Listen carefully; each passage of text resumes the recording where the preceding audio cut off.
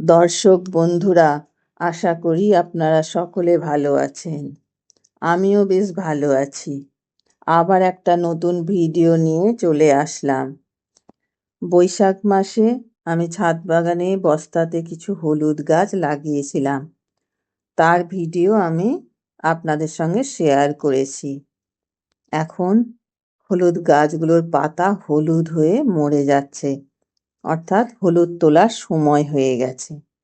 আমি একটা বস্তা টেনে আনলাম, দেখা যাক কতটা হলুদ হয়েছে।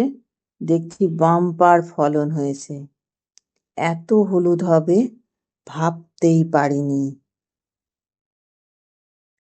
4টে মাত্র গাছ লাগিয়েছিলাম, এত যে হলুদ পাবো এই বস্তাটা থেকে একদম আমি অবাক হয়ে গেছি। এখনো আরো 2টো বস্তা আছে। আমি বাগানেও হলুদ গাছ লাগিয়েছিলাম। দেখুন কত ফলন হয়েছে। যদিও আমি আগের বছর তুলিনি, এই বছর প্রথম তুললাম। দেখছি প্রচুর প্রচুর, প্রায় 2 কিলো হলুদ হয়েছে।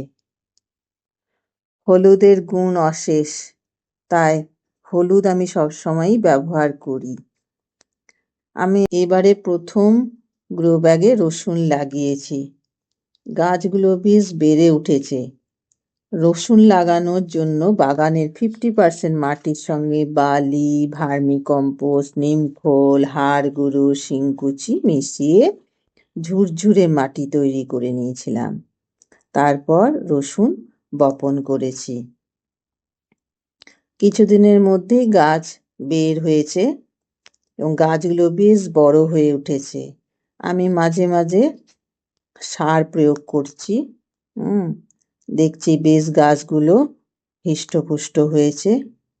এরপর রসুন কতটা হবে তা আপনাদেরকে আমি পরের ভিডিওতে শেয়ার করব। আজকে ছাদ বাগান থেকে আদা হারভেস্ট করলাম। এবারে প্রথম ছাদ বাগান থেকে আদা তুললাম। এতটা যে আদা হবে আমি বুঝতেই পারিনি। আমি যেভাবে রসুন গাছ লাগিয়েছি সেভাবেই আমি আদা গাছও বসিয়েছিলাম। দেখছি বেশ আদা হয়েছে। আরো গ্রো ব্যাগে আদা লাগিয়েছি, সেগুলো আমি পরে তুলবো। এই আদাগুলো শেষ হয়ে যাবার পর তখন আমি আপনাদের আরো ভিডিও শেয়ার করব। আপনারা এইভাবে আদা রসুন গাছ লাগান এবং মাঝে মাঝে একটু খুঁড়ে দেবেন, অল্প সার দেবেন, তাহলে গাছগুলো বেশ হৃষ্টপুষ্ট হবে আর আপনি ফলও পাবেন।